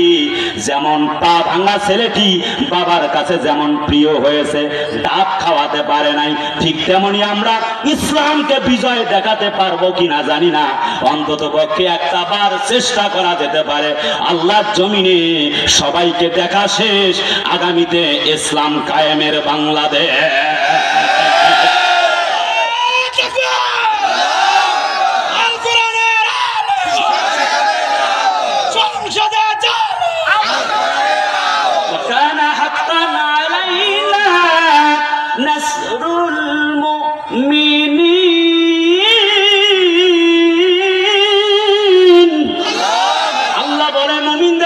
বিজয় আছে, সত্য হলো ধৈর্য নিয়ে কাজ করে যেতে হবে।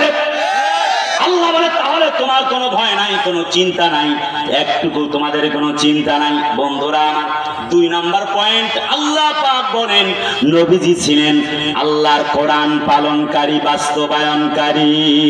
ওয়া তাম্মাত কালিমাতু রাব্বিকা সিদকাও ওয়া আদলা লা মুবাদ্দিলা লিকালিমাতিহি ওয়া হুয়াস সামিউল আলিম। জোরে বলা যায় না আল্লাহু আকবার। একবারে শেষ প্রান্তের দিকে যাচ্ছি, খুব লম্বা না, শুধু পয়েন্টগুলি এখন ব্যাখ্যা দিব, একদম শর্টকাট ব্যাখ্যা। কষ্ট আছে নাকি ভাই? একদম শর্ট ব্যাখ্যা দিচ্ছি। আল্লাহ বলে নবীজি কেমন, প্রসঙ্গ যখন কেমন ছিলেন আমার নবী, এই সাবজেক্টে কথা হচ্ছে। 2 নম্বরের পয়েন্টটা হলো নবীজি ছিলেন কোরআন বাস্তবায়নকারী। তার মানে এই কোরআনে কারীম বাস্তবায়নকারী হবে যারা, আল্লাহর জান্নাতে যাবে তারা। ওয়ামাল হায়াতুদ দুনিয়া ইল্লা মাতাউল গুরুর।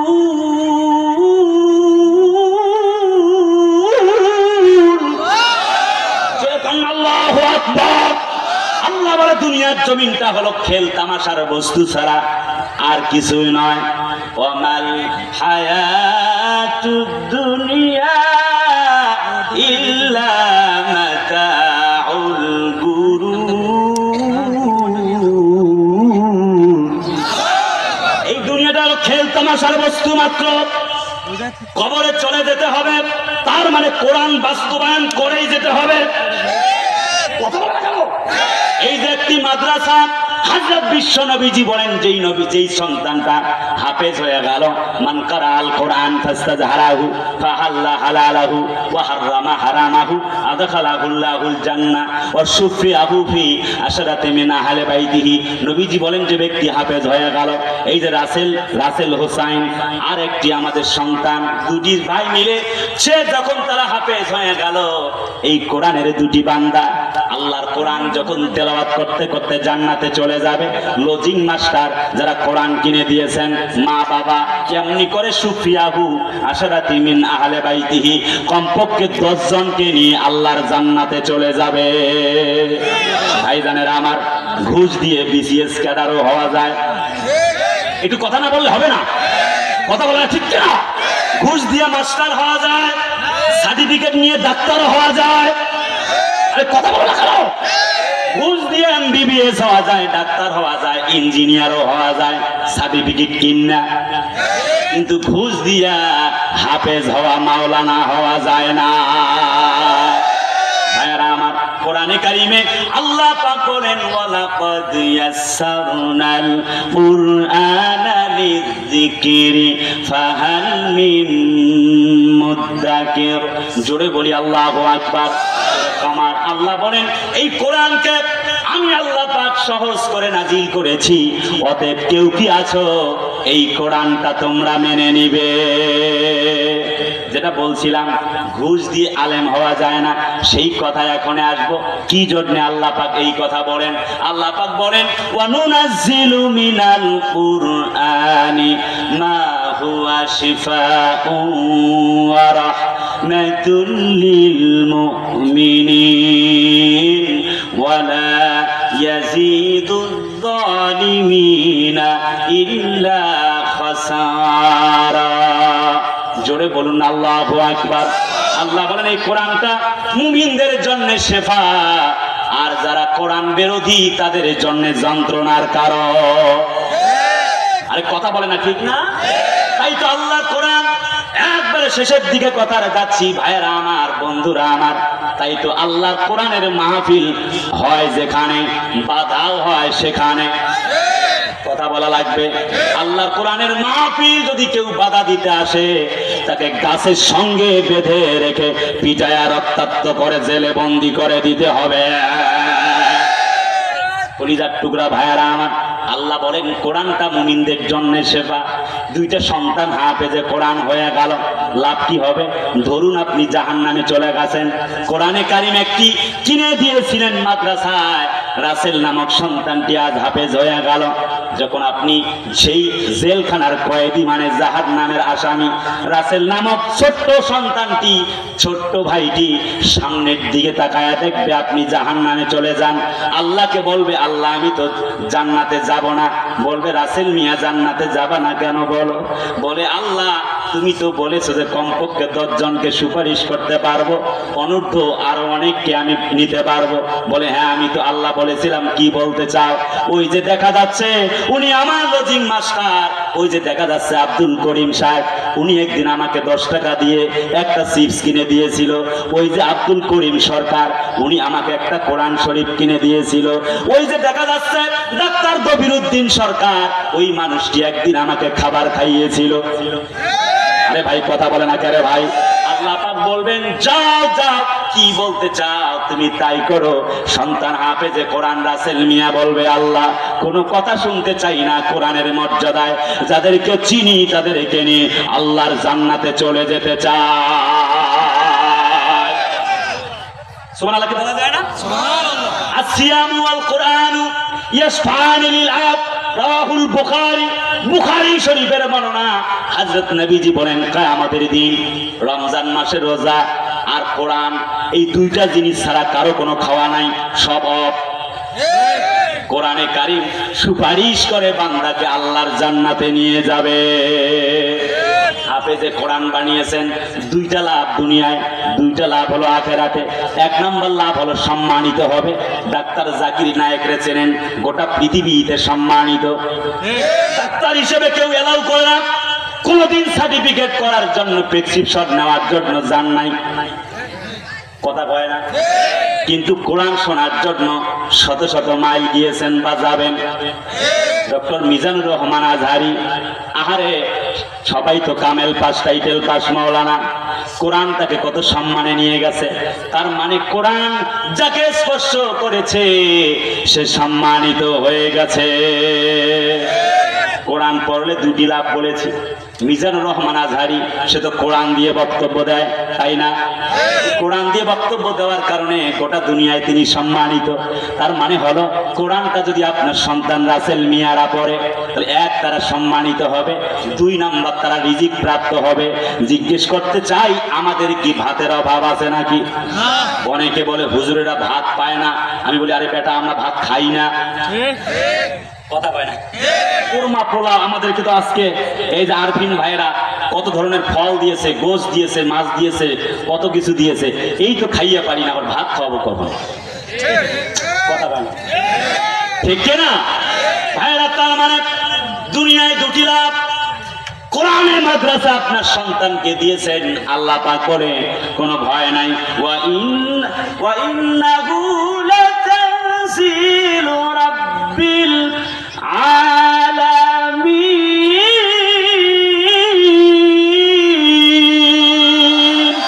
আল্লাহ পাক বলে, আমি রবের পক্ষ থেকে কোরআন এসেছে, আমি রবের পক্ষ থেকে তোমাদের জন্য ফয়সালা আসবে রিজিকের। তাবারাকাল্লাযী নাযালাল ফুরকানা আলা আবদিহি লিয়াকুনা লিল আলামিনা নাযীরা। আল্লাহর পক্ষ থেকে কোরআন, আল্লাহ বলে আমি আমার বান্দার উপরে যা নাজিল করেছি। গভীর মনোযোগ ভাইজানেরা, তার মানে রাসেল মিয়ারা যে সন্তান দুটি আজ হাফেজে কোরআন হয়ে গেল, এক, তারা পাবে সম্মান, 2, তারা পাবে রিজিক, কথা বলে না? এবার কবরে গিয়ে 2টি লাভ। 1 নম্বর, কবরের আযাব মাফ, কোরআনে কারীম সাক্ষ্য দিবে। এটা কে বলে? এটা তো দেখা যাচ্ছে ওই যে দবির উদ্দিন আহমেদ, মাদ্রাসার সভাপতি, মাহফিলের সভাপতি সাহেব, কথা কয় না? উনি 2টা সন্তান, নিজের মতো করে সন্তানদেরকে মানুষ যেমনি করে, মাদ্রাসার 2টা বাচ্চাকে তেমনি নিয়ে গিয়ে সে নিজের সন্তানের মতো লালন পালন করেছে। সন্তানের মতো লালন পালন করে জামা কিনে দিয়েছে, কি আদর যত্ন ভালোবাসা দিয়ে। নিজে ইলিশ মাছ খেলে দবির উদ্দিন সাহেব তিনিও কি করেছেন? ইলিশ মাছ খাইয়েছেন কোরআনের হাফেজে কোরআনকে। আল্লাহর কসম, কোরআনে কারীম সামনে দাঁড়িয়ে যাবে, বলছে দবির উদ্দিন সাহেব, ডাক্তার সাহেব, আজকে তো আপনি আপনার আমল নামা দিয়ে জান্নাতে যেতে পারেন নাই, আমি কোরআন আপনার সাক্ষ্য হয়ে আছি, আপনি তো একটা সন্তানকে লজিং মাস্টার হিসেবে খাইয়েছিলেন। আল্লাহর কসম, কোরআন হাতে নিয়ে শপথ করে গেলাম, কাফারা দেওয়া লাগবে না। শপথের জন্য আল্লাহ রাব্বুল আমিন, হাদিসটি বুখারী মুসলিমের বর্ণনা, আল্লাহ রাব্বুল আমিনের কোরআন সুপারিশ করে দবির মিয়াদেরকে আল্লাহর জান্নাতে নিয়ে যাবে। বন্ধুরা আমার, কলিজার টুকরা ভাইয়ারা আমার, একদা হযরত মুসা নবী যাচ্ছেন একদম গিরিপথ দিয়ে চলতে চলতে, যখন মরুময় প্রান্ত দিয়ে চলতে চলতে হয়রান হয়ে গেল, শেষ প্রান্তে কথা দাঁড়ানো, সমাপনী মন্তব্য চলছে, খুব গুরুত্বপূর্ণ কথা তো বাদ পড়ে গেল, আর বলা গেল না। হযরত মুসা নবী আলাইহিস সালাতু ওয়াস সালাম দেখতে পেলেন একটি কবরে খুব ভয়ানক আযাব চলতেছে। তিনি তার কার্যাদি শেষ করে ফেরার পথে তিনি দেখতে পেলেন ওই কবরে আর আযাব হচ্ছে না। আল্লাহর নবী মুসা আলাইহিস সালাতু ওয়াস সালাম বাড়ির আশেপাশের লোকদেরকে ডাকলেন, এই মানুষটির কি কি ভালো কাজ আছে জানতে চাইলেন। একটি পর্যায়ে আল্লাহর বান্দা সম্পর্কে জানার জন্য আগ্রহী হয়ে কবরের মধ্যে বললেন, কুম বিইযনিল্লাহ, তুমি বলো তো দেখি কি করেছো। নিজেই তিনি কবরবাসীকে উঠার জন্য আমন্ত্রণ জানালেন। আল্লাহ এই পাওয়ারটাকে তিনি দিয়েছিলেন। হযরত মুসা নবী যখন ডাকলেন, কবরে শুয়ে থাকা ব্যক্তি দাঁড়িয়ে গেল এবং তাকে যখন জিজ্ঞেস করা হলো, কি কারণে তোমার আযাব এখন বন্ধ, কিছুক্ষণ আগে তোমার আযাব চলতেছিল, কি জন্য বলো। এবার আল্লাহর গোলাম মাইয়ের ব্যক্তি জীবিত হয়ে আল্লাহর আল্লাহর ওয়াস্তে তিনি বলতে চাচ্ছেন, শোনো গো আল্লাহর বান্দা, কিছুক্ষণ আগে আমার সন্তান মক্তবে গিয়ে মাদ্রাসায় গিয়ে কোরআনের কারিমের সবক নিয়েছে। কোরআনে কারিমটা হাতে নিয়ে যখন বিসমিল্লাহির রহমানির রহিম বলে যখন পড়া শুরু করেছে, আল্লাহ রাব্বুল আমিন আমার কবরের আযাব মাফ করে দিয়েছেন। ইন্না হাযাল কুরআনা ইয়াহদি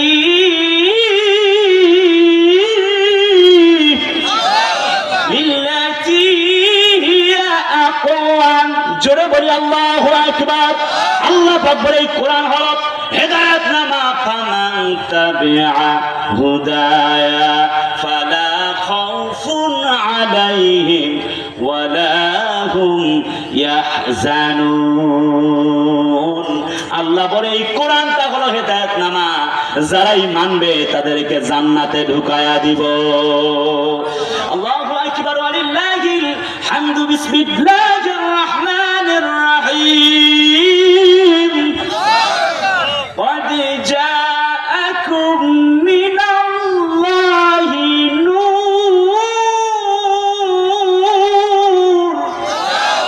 وكتاب مبين। আল্লাহ বলে আমার পক্ষ থেকে আসলো একটি কিতাব, যার নাম হলো সুস্পষ্ট কিতাব, কিতাবুম মুবিন। আর একটি এলো তোমাদের জন্য মুহাম্মদ রাসূলুল্লাহ। যদি তোমরা দুটি জিনিস মানতে পারো, আমি আল্লাহ তোমাদেরকে কথা দিলাম, যাও যাও তোমরা ইন্নাল্লাযীনা আমানু ওয়া আমিলুস সালিহাতি কানাত লাহুম জান্নাতুল ফিরদাউসি নুজুলা। আমি আল্লাহ কথা দিলাম, যাও যাও ঈমান আনার কারণে আর তওবা পড়ে যখন তোমরা আল্লাহ ভীতি অর্জন করেছো, শেষ কথা হলো যাও কানাত লাহুম তোমাদের জন্য আছে, লাহুম মানে তাদের জন্য, মানে তোমাদের জন্য, জান্নাত মানে হলো বাগান, প্যারাডাইস। আল্লাহ বলে কোনো ভয় নাই, কোনো চিন্তা নাই, তোমাদের জন্য জান্নাতের বাগান দিয়া দিলাম। বন্ধুরা আমার, তার মানে হলো এক নম্বর আল্লাহর নবীজি ছিলেন সবরকারী, আমাদের হওয়া লাগবে সবরকারী। দুই নম্বর আল্লাহর নবীজি ছিলেন কোরআনের বাস্তবায়নকারী, তার মানে আমাদের হওয়া লাগবে কোরআন বাস্তবায়নকারী। তিন নম্বর আল্লাহর নবীজি ছিলেন আল্লাহর উপরে তাওয়াক্কুলকারী, তার মানে হচ্ছে ইন্নাল্লাহা ইউহিব্বুল মুতাওয়াক্কিলিন।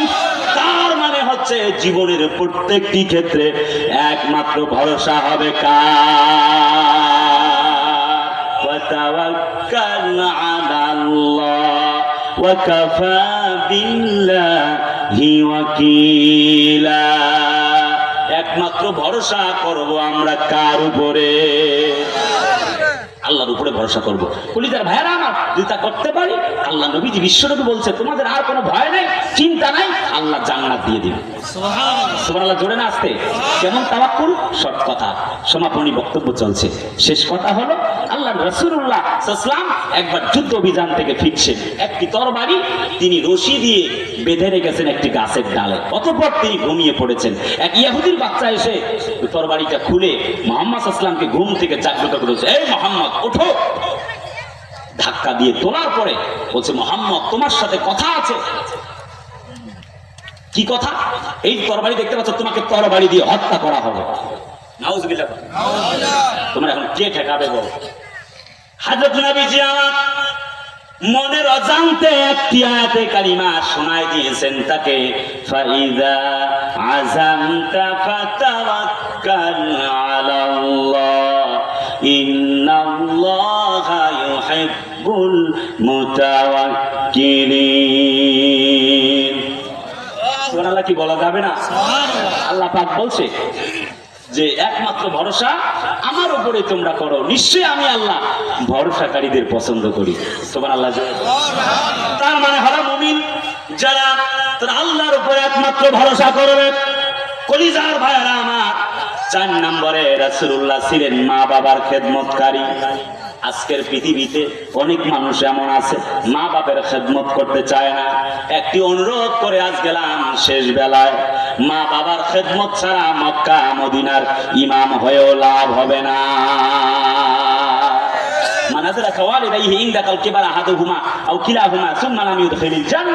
রাসূলুল্লাহ বলছেন, হাদিস বুখারী মুসলিম, যে ব্যক্তি মা বাপ পেয়েছে খুশি করাতে পারেনি, তার মানে সে জান্নাত পায় নাই, জাহান্নামে চলে যায়। কথা বলে না? যার মা বাপ আছে, মা বাপের গিয়ে পা ধরে মাপ চাইবেন যদি অন্যায় করে থাকেন। মা বাপ থাকলে ভালোবাসা দিবেন। শুরুতে একটা মায়ের গান বলেছি, অনেক লম্বা কথা। আহা, যখন রমজান মাস আসতো মা বাপ আমাদেরকে ডাক দিয়ে কোরআন শোনাতো, সিহরিতে ডেকে দিত। অনেকের মা বাপ নাই, ঠিক না? দান সদকা মা বোনদের জন্য করবেন, মায়ের জন্য বাবার জন্য প্রত্যেক মাস 1000 টাকা করে মাদ্রাসায় দিবেন। আল্লাহর কসম, আপনার বাবার আপনার মায়ের কবরে আল্লাহ তাআলা আলো জ্বালায়া দিবে। সুবহানাল্লাহ বলা যাবে না? এবার 5 নম্বর, রাসূলুল্লাহ ছিলেন নামাজ কায়েমকারী। আমরা বলবো না নামাজকে, বলবো না কাজ আছে, বরং কাজকে বলবো যে আমার নামাজ আছে। পারা যাবে না? ইনশাআল্লাহ পারা যাবে না? যদি জিজ্ঞেস করি কারা কারা নামাজ পড়েছেন ফজরের, সবাই হাত তুলতে পারবে না। ব্যর্থতা, এটা করা যাবে না। ওয়াজ শুনতে পছন্দ লাগে। আমার এলাকায় এক পাগলা আছে, ও আমার সব ওয়াজে যায়। আমি একদিন ওরে ডাক দিয়ে বললাম, এই মিয়া শোনো, ঝন্টু পাগলা, তুমি যে প্রত্যেক দিন আমার ওয়াজ মাহফিলে যাও, তো তুমি কি নামাজ পড়ো? না হুজুর, আমি নামাজ পড়ি না। বললাম কারণ কি? হুজুর, ওয়াজ শুনতে ভাল লাগে কিন্তু নামাজ পড়তে ভাল লাগে না। বুঝছেন না? এরকম লোক আছে না? আছে না? ওয়াজ শুনতে ভাল লাগে হুজুর, কিন্তু কি নামাজ পড়তে ভাল লাগে না। এরকম হওয়া যাবে না। সর্বোপরি আল্লাহর যে নামাজকারী বান্দা ছিলেন রাসূলুল্লাহ সাল্লাল্লাহু আলাইহি ওয়াসাল্লাম, আমরা সেই নামাজকারী হব। হযরত তালহা রাদিয়াল্লাহু আনহু তার একটা খেজুরের বাগান আল্লাহর রাস্তে দিয়েছিলেন। যখন তিনি নামাজ আদায় করছেন, কিচির মিচির পাখির ডাক, তিনি আর দেখতে পেলেন তার নামাজ ভুল হয়ে গেল। তিনি রাসূলুল্লাহ দরবারে চলে গেলেন, রাসূলুল্লাহকে বললেন, ইয়া রাসূলুল্লাহ, আল্লাহর কসম আমি আর দেরি করতে চাই না, খেজুরের বাগানটি আমার ঈমানকে কেড়ে নিয়েছে, আমার নামাজ কেড়ে নিয়েছে, আমার নামাজ ভুল হয়ে গেছে, আমি বড় কষ্টে আছি গো নবীজি, এক মুহূর্ত দেরি করতে চাই না, এই খেজুর বাগানটি আল্লাহ রাস্তায় সদকা করে দিলাম। নামাজি হাফেজ সালেহ আহমদ তাকরিম আর বড় বড় লিডার এক না। কথা বলে না? ঠিক না? একটা নামাজির ইমাম, একটি বিশ্বজয়ী হাফেজকারীর ইমাম, তার তাকওয়া, আর একজন বেনামাজির ইমাম এক না। কথা বলে না? এই জন্যই বলি যে নামাজি, কালামি, ইসলামওয়ালা, কোরআনওয়ালা একজন মানুষকে ক্ষমতার চেয়ারে বসালে জাহান্নাম খাটার আশঙ্কা থাকে না। কারণ আপনার টিপে যিনি ক্ষমতায় গেছে, উনি যাত্রার প্যান্ডেল দিয়ে সমস্ত আমল নামায়, আপনার আমল নামায় যোগ হয়ে যাবে গুনাহ। কথা বলে না? অতএব কোরআনের যারা আমলদার, কোরআনের যারা লালনকারী, কোরআনের যারা পালনকারী, কোরআনের যারা রক্ষক, তাদেরকেই ইসলামের জন্য সামনে এগিয়ে দিতে হবে। কথা বলে না? ঠিক কিনা?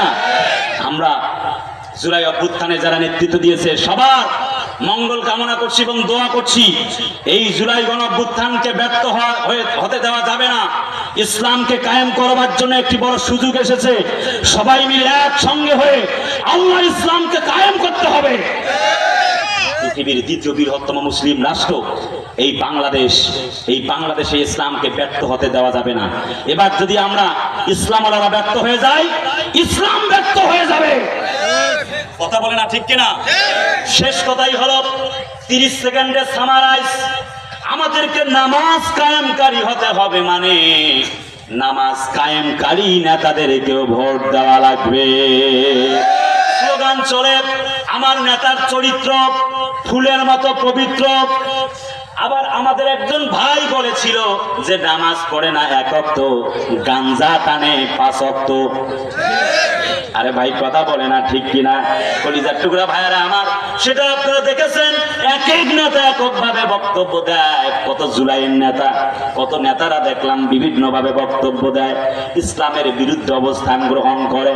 কিন্তু একজন নামাজিওয়ালা কালামি ইসলামের দাবিদার যেই মানুষটি ইসলামের পক্ষে কাজ করবে, ওই মানুষটার ভেতরে মুনাফিকি পাওয়া যাবে না।